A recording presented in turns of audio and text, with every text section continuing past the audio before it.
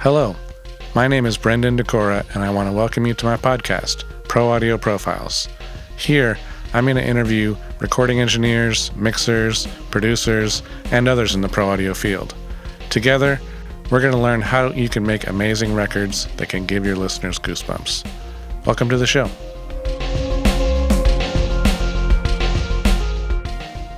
On today's show, we have Rich Williams.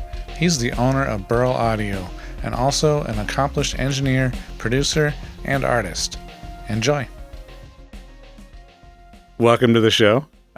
It's a pleasure having you on. Thank you, St. Brendan. St. Brendan.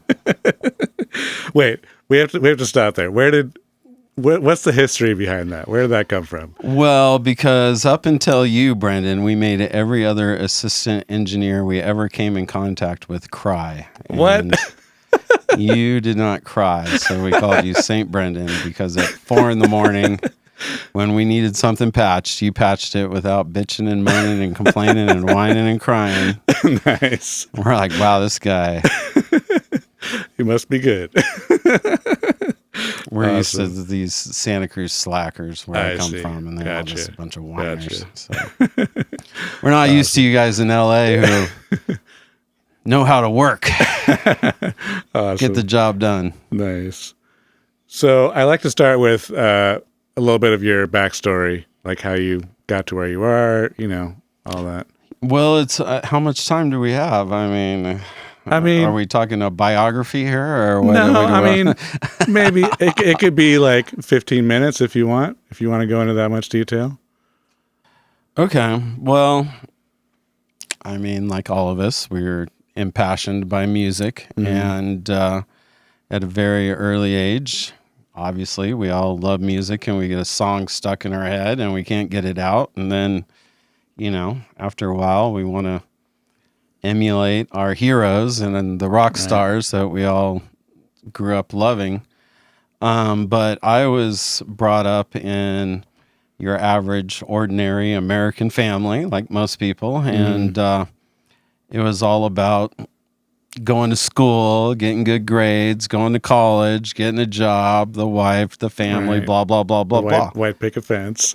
But, it was apparent to me early on that all of my heroes had the guts to leave that square existence and go follow their dreams. And that was really hard for me and a lot of people, because you have family pressure and they want you to do a certain thing, but you want to go do what you feel in your heart. And so it took me a long time, but I went to school, I got an engineering degree, and then finally, after working a few years in Silicon Valley, I said, I don't want to do this. I want to be in the music business. And I started recording. Wait, what kind of engineering degree?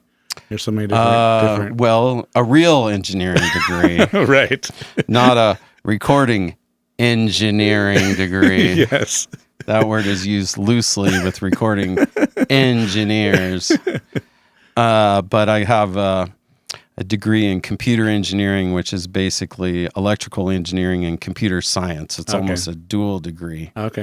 So there's a computer science, which is a software, and there's electrical engineering, which is hardware. But computer engineering is learning how to design and build computers from the ground up. Right. Nice. So it was very hardcore, but it was like going through the Marines. I figured if I could go through a computer engineering degree, then I could do anything. Yeah. And pretty much, it's pretty hard. It was pretty hard, and it was not a lot of fun, and I didn't really like it. I was never a computer geek. So when I went to Silicon Valley, I learned a lot, but I also learned, I already knew what soul power is and what mattered in life. And in Silicon Valley, everyone just was after money and greed and going public. Right. And it had nothing to do with what we were designing. And it was just about glitz and glam and cars and fluff. Yeah. And I went to UCSC, where they corrupted me on, liberal arts and Buddhism and psychedelic drugs and how am I supposed to go to Silicon Valley after that? It's impossible. So Right. it was terrible. So I started a studio in Santa Cruz, and it was the mid-'90s, and I went to school for recording after engineering in the mid-'90s, and we had a Neve console and a tape machine, and we were lucky enough to have those things and all the best microphones, and we would do recording sessions at night, and when we'd play them back, it was like, wow, okay, we're making records. Right. This sounds great. Yeah. So I started a studio, but I started a budget studio with a Mackie board and a couple of DA88s, and it did not sound like analog tape in a Neve console, let me tell you. But I was able to make a lot of great budget records at the time, and I got a ton of business. And back at that time, it was really hard to have a demo made. It was like there weren't that many studios. People were making demos on 4 tracks. In order to get gigs, you needed a recording. Right. And it was the emergence of the time when people could start ripping CDs. But it still was in its infancy, so you still need to spend a lot of money on a CD burner, and only a few people could do it still until anyone could burn a CD. But at the time, I think I hit the sweet spot in Santa Cruz, and I got a ton of business, and things took off. Nice. So what happened was I built a studio in this giant garage in Santa Cruz, and the property sold. So I knew I was going to build a new studio somewhere in a commercial spot and a bigger, better studio. But in the meantime, I kind of needed to get a job again, quote unquote. Right. Which I was not looking forward to at all, because I did not want to have to go back to the cubicle and the square life. But I was lucky enough to go back to work, quote unquote, with Emu. That was in Scotts Valley. I'm from Santa Cruz. And out of college, that was kind of my dream job anyway, was to go work for Emu. They were doing synthesizer design stuff. And the thing about Santa Cruz, why there are so many audio people there, is because of Stanford University. A lot of the original signal processing algorithms were devised in the 70s before computers could even do the algorithms. So they were back doing the synthesis of music, math in the 70s, and they were doing the all the plugins that we have now are all because of the work that they were doing at Stanford in the 70s. That's crazy. So just rewind a little bit. When I was at UCSC, we would write these synthesis algorithms, and we would hit play, and they couldn't perform them in real time. The computer had to do it offline. You would wait like a couple of minutes, and then all of a sudden it would go, bah! And you'd be like, oh, that's awesome. That's why I went to school for 20 years. You know? So anyway, I went to work briefly at Emu, and they had this system called Paris, which they inherited from Ensoniq. Creative Labs bought Emu and Ensoniq and tried to make them play nice, but they were arch enemies. Everyone at Ensoniq went to Tascam. So Emu had a recording device, and they had no idea what it was because they were synthesizer guys. Right. So they hired me to figure it out, and I told them that you have a bunch of proprietary DSPs with a bunch of assembly language code, and no one is ever going to be able to decipher what is going on with this. So it's you can't maintain it whatsoever. Right. But what I said was, but if you go to a totally native system, because it was also worked natively at the time, it was actually a very good system. Could have been a serious contender against Pro Tools, but it was just mismanaged and they didn't know what they had. So anyway, Emu quickly went under because the soft synth thing came on. Right. They dissolved. In the meantime, I still needed to get some work, so I walked into Universal Audio one day, which happened to be a teeny tiny company, much like Burl Audio is now, on the west side of Santa Cruz. And I was looking for studio space over there, and I saw them, and Bill had actually been in my studio to transfer a DAT tape to a CD. That's crazy. Tells you how long ago that was. Yeah. And I was like, well, I know they do software, and I know they do old reissue stuff. I don't think they're doing modern electronics. Right. But I'll go in there anyway and see what happens. Well, I ended up getting hired on the spot. Okay. And while I was there, I worked part-time while I built my new studio, Paradise Recording 2.0. And while I was there, I was able to build the 2192, which a lot of people know, and the 8110, 4110 mic pre's. And I ran my studio, and by that time I had Pro Tools and Studer 800 and some other tape machines. And I was doing a lot of work in the studio all the time and supplementing it with part-time work at UA. And it was kind of the perfect combination. Right. But as time went on, I just realized that, there was a limit to how much money I was going to be able to make in Santa Cruz recording bands, of course. Right. The harsh reality of, am I making as much as a plumber? No, I'm not. What am I doing here? Right. So, and things with UA after a while kind of went south because they wanted to go more prosumer, and I wanted to stay working professional because my target audience were people who are making money professionally every day, and gear isn't just a passion, it's a tool. Just like if you're working construction, you need that saw to work every day flawlessly. And if it stops working, you stop making money. And in the studio, if your gear's not working, you're sweating bullets. The session's over. Yeah. And we all know how that goes. So anyway, I was, what makes your life easy as a recording engineer is when you track something, you do the rhythm tracks, and the band comes into the room and they're like, wow, that's us. That sounds amazing.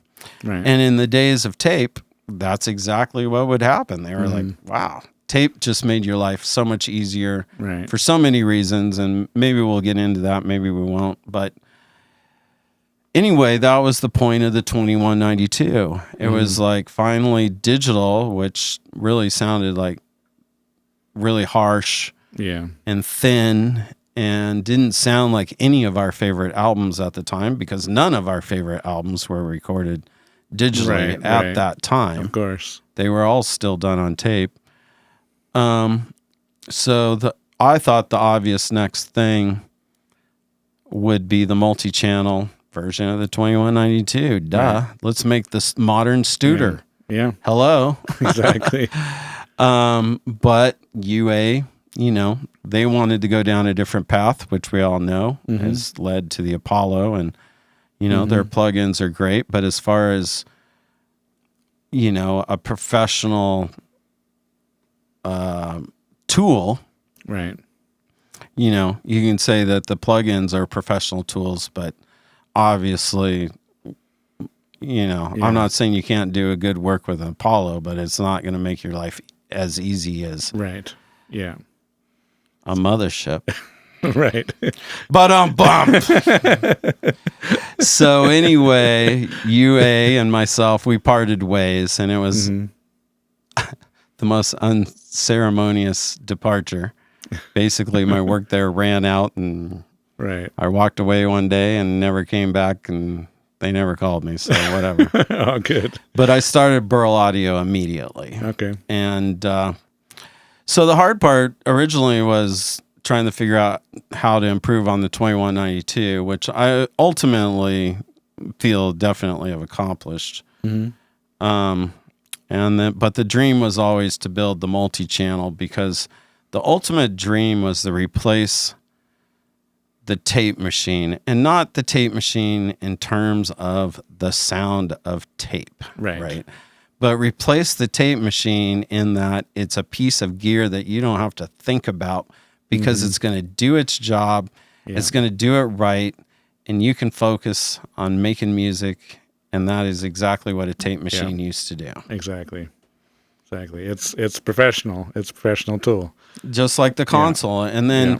what you're concerned about is just getting a good performance. And then you get the performance, you have the right gear, you mix it and you're done. Exactly. I mean, come on. Exactly. Yeah, I'm a historian of, recorded music, and the amount of time that we take to make recordings now compared to the time they used to take, it's absurd how much time is taken now to make a recording and an album. Yeah. So how do you ensure that that the Burl stuff meets the needs of, engineers and producers in the studio? How do I know that? Because I am one of those people. And not only am I one of those people, but I am one of the most demanding of those people. Mm-hmm. Because I have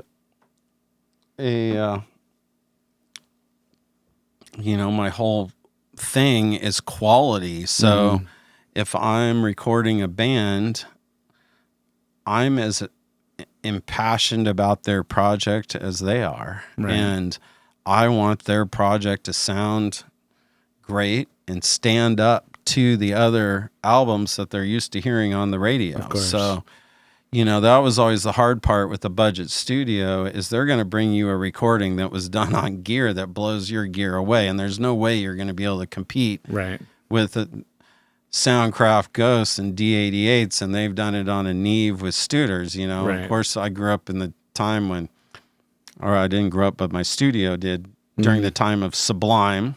Yeah. And, that the second Sublime album sounded phenomenal, and it was it's just, it's with the gear I had, it's going to be impossible to compete with that. Right. It's just not going to happen, and try as I might. Mm-hmm. And I made a good stab at it. And same goes for, a lot of the rock of the 90s was actually done on really good gear. It was typically recorded on a Neve to tape, mixed on an SSL, usually. And we're talking Rage Against the Machine and Soundgarden and Nirvana and Sublime and... these are a lot of very great albums. You had your heyday in the 60s and 70s, and then, I'm not a huge fan of most of the 80s music, but in the 90s, you had a renaissance of really great sounding recordings. Right. So that was always the goal. So when I got my own tape machine, it was great, but these tape machines are getting old, and that was 20 years ago, and my tape machines are probably 40 years old at this point. Right. So you're always sweating bullets with the thing when you're recording rhythm tracks, for one, because you're going, is it going to work? Is the AC hum going to come along? Mm-hmm. So my whole perspective is from not just the engineer or the producer, but the band and the end listener. Right. So when I put on a record that I love, I don't care how it was recorded. I don't care who the engineer is. I don't care about any of that. Mm-hmm. All I care about is I fucking love this record. It sounds amazing. Right. And that's your average listener. They don't give a shit what the hell you recorded it with or who the engineer and producer was and how many Grammys they won. No one cares about that. Yeah. Only we do in the industry. Of course. But that is the perspective. One, as a music fan who plays albums and has a great home studio and loves great sound in the car like we all do. Mm-hmm. And then as a recording engineer producer who wants to make the band happy as quick as possible. Right. Because that's what's going to keep the creative flow going. You want the band to be fucking stoked from every moment they're in there. Mm-hmm. And so that's not just the gear. You also have to have a little bit of personality, because you got to take the edge off too. So that goes a long way. Well, that's actually a large part of what I like to focus on in the podcast is how do you inspire the artists? How do you what do you do to make sure that they're inspired so that you can get the best performances? And obviously equipment has a big role in that as well. Yeah, well, so the equipment. So going back to the point with the Neve and tape machine, I mean, you got to be an idiot to make a bad sounding record when you got those two things working together, you know? So if they come in, they hear that, it sounds great, they're stoked, they're going to be much better. They're going to be in the creative mode when they hear it sound good. Yeah. So you're asking me, like, you know, basically, what am I doing, to help engineers and producers? Well, from the first person, I identify with them. I know what they're going through. I know what they're feeling. I know what they need to make the band stoked. Right out of the get-go. Right. So that is my goal, to help them stoke out the band's stoked. They're going to get a good performance. Helps you if you have a little bit of personality to keep them cracking up and going all night long till the wee hours. So that you get every last bit out of them you possibly can. Because for one, I was just talking to these guys tonight, especially if you're in a nice studio, you don't know when you're going to be able to get back in there. Right. So, like, why do we call you St. Brendan? Because we only booked one day, but we mixed 6 songs in one night. Right. I mean, to completion. Right. Yeah. So, Awesome. Anyway, yeah. And then the whole flow goes. You can work faster, less time per song, less time in the studio. Yeah. Let's not make every song take 40 hours. How about let's make a song and done from beginning to end in 8 hours? I mean, I think even that's crazy amount of time compared to how people used to work. Exactly. That's crazy. So what role does innovation play in the development of the products, and how do you stay ahead of the curve with that? Well, that's interesting because a lot of this equipment that's used in the studio today was designed 50, 60 years ago, right? Yeah, that's so true. What does that mean? That means that things that are new doesn't mean that they're better. Right. And we've seen new things come and go. ADATs, DA88s, yada, yada, yada. So my design criteria is not to design something that's going to last a year, 2 years, blah, blah, blah.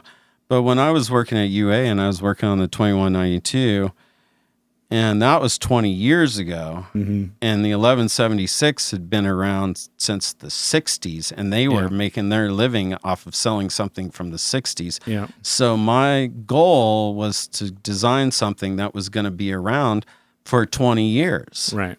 Because that's the quality. That's the tool. So as far as the mothership goes, well, Burl gear in general, I do draw off modern components and parts, but not entirely. Like some of the components, and I can't go into the details, but they've been around a long time, and there's some standard components in the designs. And I design it so that those components will be there years from now. Right. So that we don't have to continually do knockoffs of what we've already done. Right. But I believe that, if you set the bar high enough in the original design, you don't have to keep redesigning it, and you don't have to come out with something newer and better, because really you're just performing the same function in the end as the console and the tape machine. Right. That's what we need to keep going back to. And it gets confusing nowadays with all the things you can do on a computer, but it's just kind of the downward, the rabbit holes. Yes. Yes. Which poor Brendan is far too aware of the rabbit holes. Oh yeah. So as far as, being, I don't think it's important to be new, you know. We're new but the mothership now is 12 years old. Yeah. 13 years old. So it's not new. And one of the things we've done recently is we're just regurgitating our old marketing because Yeah. it's still relevant today. Yeah. Yeah. So, For sure. Well, like you said, UA, they're selling the 1176. That's the biggest product, and that's LA2A, I mean, and the plugins, Yep, 1176, exactly. LA2. I mean, what do we got? We got 3 There's- here. I mean, come on. Yep. Every studio you go, it's still Every there. studio. Bill Putnam. I Yep. mean, hello.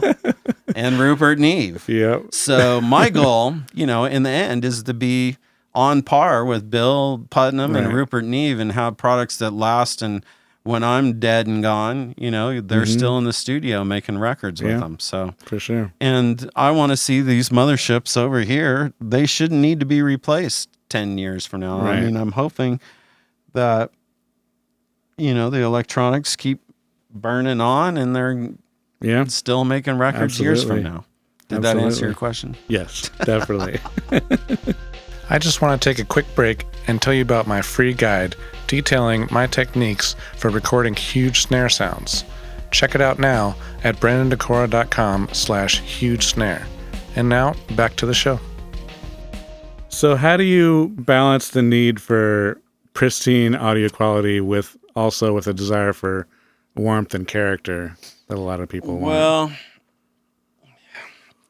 okay. Well, I always start this conversation with, okay, so which microphone is the one that sounds transparent? I mean, I don't know, a U87, I guess, as an example. None. Which speaker? But between, okay, Right. so we're talking right now. Yeah. So which microphone and speaker combination sound exactly like you and me talking right here? Well, yeah, nothing, obviously. Yeah, exactly. Yeah. So the whole trick is to get a band or whatever, music, to sound natural coming out of a speaker or multiple speakers. Right.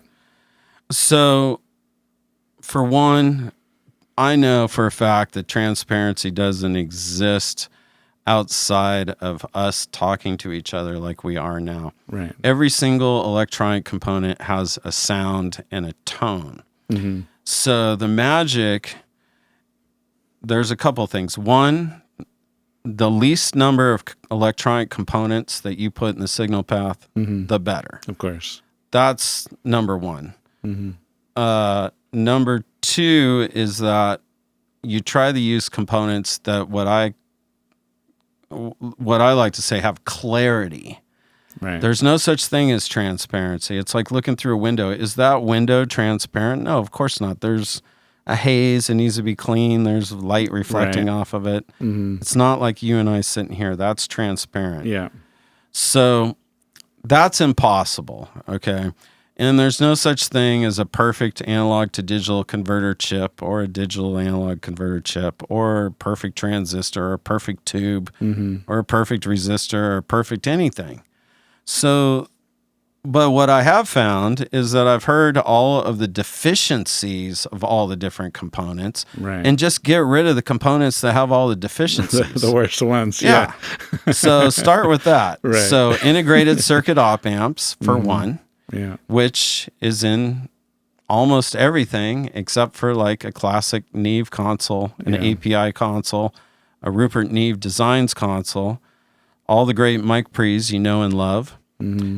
Those are all discrete components. What does that mean? What that means is there's just individual transistors or tubes that do the job in a very minimalistic way versus an integrated circuit op amp that has many transistors, and all those transistors cloud the signal. Right. So the fewer number of gain elements, transistors, the better. Second, get rid of all capacitors in the signal path. So none of the Burl circuits have capacitors in the signal path. That's a huge tonal element. Anyone who listens to any electronic components knows that capacitors are the most tonal thing in the whole Right. thing. So Okay. when you talk about transparency, if there's a capacitor in the signal path, it's not transparent. Yeah. And then when I test the gear, I don't just test it against other gear. I test it against the source itself, meaning the thing that I'm designing inserted in the signal path and taken out of the signal path. Right. So, for instance, if you have a mic on a snare going through a mic pre and then coming out through a board through the speakers versus that same circuit, but with the A, the D, the A in the signal path. Right. And compare those two things and try to get as close to the original as possible. Right. And then again, it's like if you're in a band or you record bands or you're familiar with live music, you know what the music sounds like in reality. Yeah.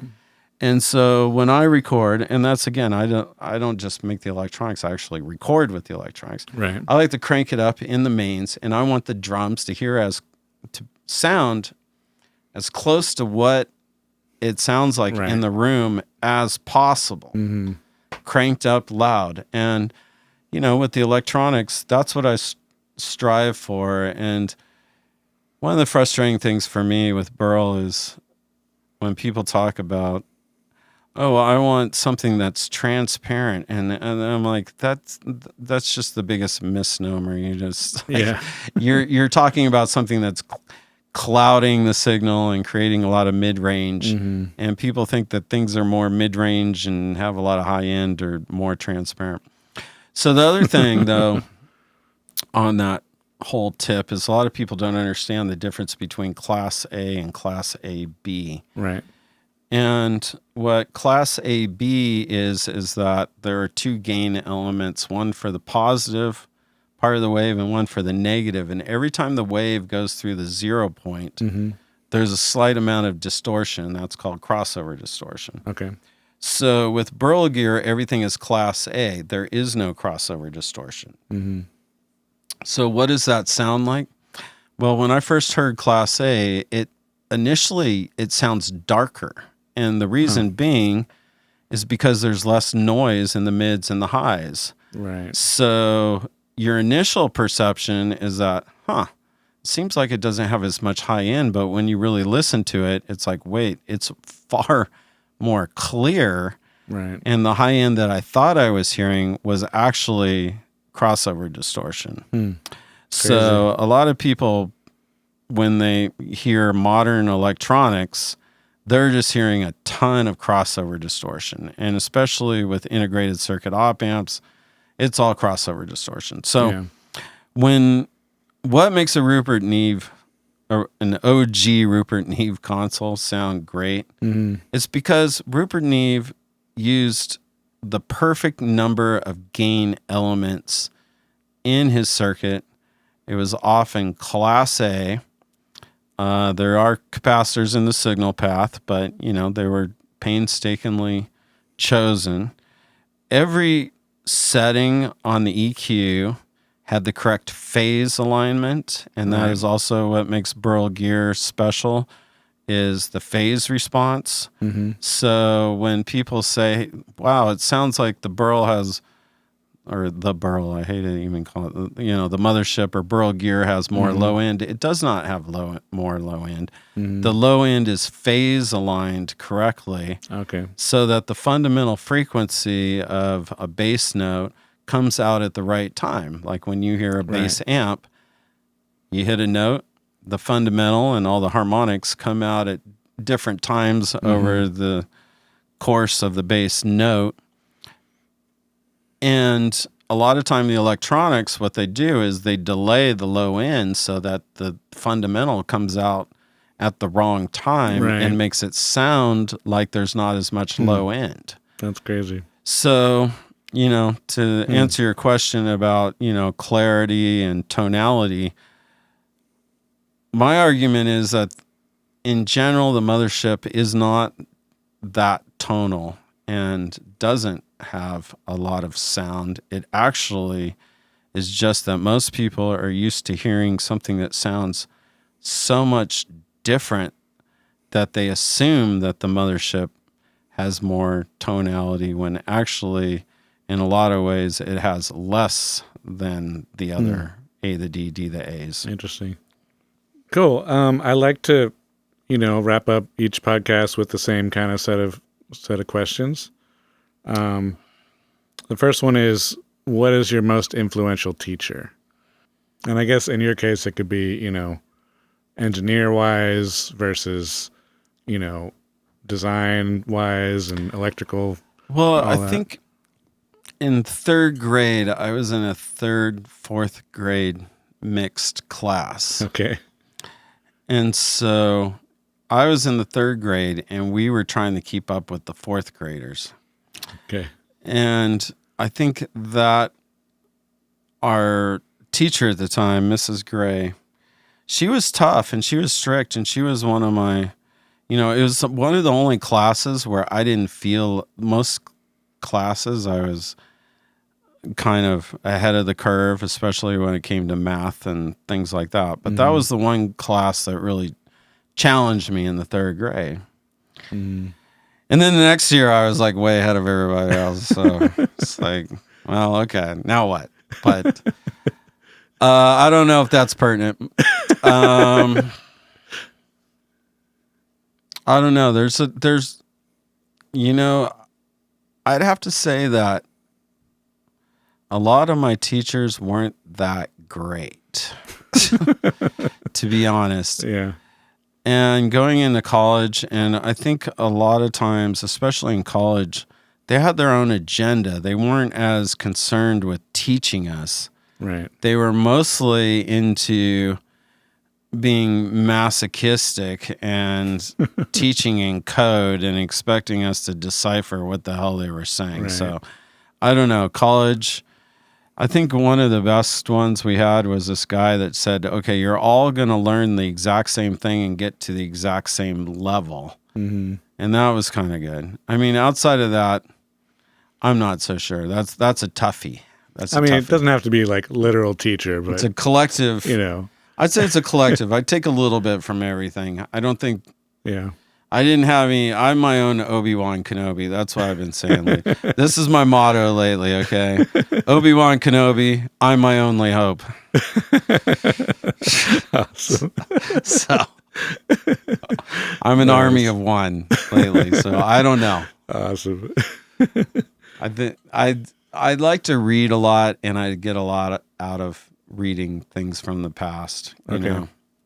Cool. So recently, I study. I love winners in the recording industry, and George Martin and the Beatles. I think we can all learn from that, because these guys worked really hard. They went all in. They had no plan B. Yeah. And they were really good at what they did because they worked really hard at it. Right. They didn't just wake up and they were the Beatles, They worked hard at being the Beatles way before anyone knew anything about them. And same with George Martin. Yeah.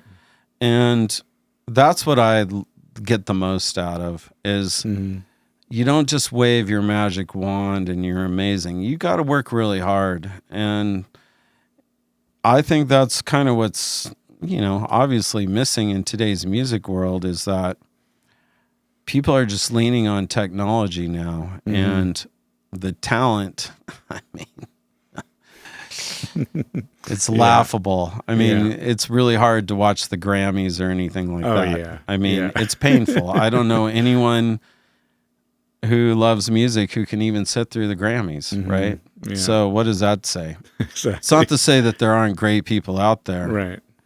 But I think everyone's, I don't know, it's before video became such a big part of audio, and we're going way back. Yeah. I just think music was better. People worked harder because they listened to the music, and they weren't so concerned about image and things like that. So anyway, that's what I draw off of, hard work, and anyone in the past who's worked really hard to get where they are. That's who I learned from. Cool. Next question is, what is one of your favorite reference tracks? Like if you have to go to a new studio. Okay, so the track that I use all the time is Rage Against the Machine's first album, the third song. I can't exactly remember what it is, but it's one of the punchier organic rock albums, meaning it's not a drum machine or anything like that. It's actual band, and it's got, the biggest punch. So a lot of times when an album gets through mastering or whatever, they've compressed or limited the kick and snare, and you don't really get that same feeling that you do from a live band. And a perfect example of that is Led Zeppelin 2, when Bob Ludwig cut one of his first records. It was the original pressing of Led Zeppelin 2. Right. And Ahmet Ertegun put the record on, and the needle skipped, and they went back and they remastered Led Zeppelin 2, and they kind of gutted the dynamics. And I actually have one of the original pressings. You can find them out there on the internet. Nice. And when that John Bonham snare comes in, I mean, it sounds like you're standing there with Led Zeppelin if you got it turned up loud enough. Right. So anyway, for everything that I've ever designed, I've always used Rage Against the Machine's first album. Nice. And I don't think there's a rock album that has that same just perfect natural dynamic. Right. And I believe that's the classic, in the 90s, recorded on a Neve tape and then mixed SSL, which I'm not a huge fan of, but that's what everyone was doing at that time. Right. And I think Andy Wallace mixed that. And I would say when that record first came out, I wasn't that into it. It took me a while. It grew on me. But I mean, to me, that is still one of the quintessential great albums of the 90s. Absolutely. For sure. Absolutely. Nice. All right. So last question. What would be one tidbit for an upcoming engineer? For someone who's coming up? Yeah. I think it helps if you're actually musical yourself. Yeah. Because in order to identify with the band and with the musicians, you have to actually try to make a record yourself of your own music. And I know that's not always the case with a lot of recording engineers. We're talking recording engineers, right? If you're an electrical engineer, well, kill yourself. So I don't know outside of that, because whatever you're doing as a profession, you're trying to make your customer happy. And it helps if you can identify yourself as that customer. So if you're a plumber, you want to do a good job because you don't want your pipes leaking, right? Yeah. So, whatever it is, you need to be able to identify with your customer. And being an engineer, in the end, it's a service industry, sadly. I mean, I say that sadly because it would be nice if more records made more money and engineers and producers, made money off points, and it wasn't just an hourly thing. And speaking of George Martin, that was his gripe, was that he wanted a piece of the end product, because you want to feel like you are part of that artwork. And, short of that, you still have to throw everything in it and never, ever, ever say it's just so-and-so, or see someone walk through the door and they're like 15 or 16 years old and think, oh, well, they're just kids. Or that's the worst thing you can do, because they're the ones who are going to surprise you and be the ones who end up selling records. And if you were acting like a jackass, they ain't going to call you on the next session. Exactly. And you're going to feel like a fool because you were the first ones to record them, and now they're leaving you in their wake. So I don't know. And you have to have personality. You cannot be introverted as an engineer. Sorry to tell you that, St. Brendan. I don't know how you are, but I know I have to coax the love out of you sometimes. But you can't be introverted, and you can't look at it as just a job. You got to be ready to eat shit for a long time. And to do anything in the music business right, you have to be all in. It's better if you don't have a plan B. Right. it's better if you're not living with your mom and your wife's not supporting you, and you have to make it off of doing your job. Right. And that's why you see so many people come and go in the music business, because they're not all in. They're not putting themselves into it 100%. Mm-hmm. That's why the music's not that good, and that's why they don't last, and that's why you see people come and go, and 5 years later they're selling real estate because they didn't they didn't try hard enough. Yeah. And that's kind of a problem in this world anyway nowadays. And again, you roll back to the 60s, all the great people that we know and love in the 60s were born out of the World War II era, and especially in England, London. Right. A lot of them were little babies when the Germans were bombing them, and they lived through poverty and, eating shit, basically. But that's what turned them into super hard workers. Yeah. And they made great music. They wrote great melodies. And it's hard for me to disconnect myself from the music itself. Whenever I'm talking about engineering, it immediately just goes directly into the actual music. As it should.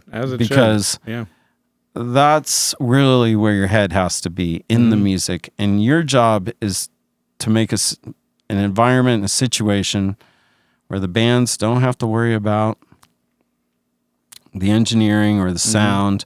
They're stoked on the sound, and it's all about the creativity and making a great song that someone who doesn't know shit about recording or music wants to listen to in the end, because in the end, you need to sell it to somebody who does not care how many hours you spent in the studio. Yeah. So. Awesome. Well said. Cool, man. Well, thank you so much for being on the show. Well, St. Brendan, we didn't even get into my... just kidding. That's great. Thank you, Brendan. I appreciate it. Awesome. Appreciate it. Thanks so much for listening to the show.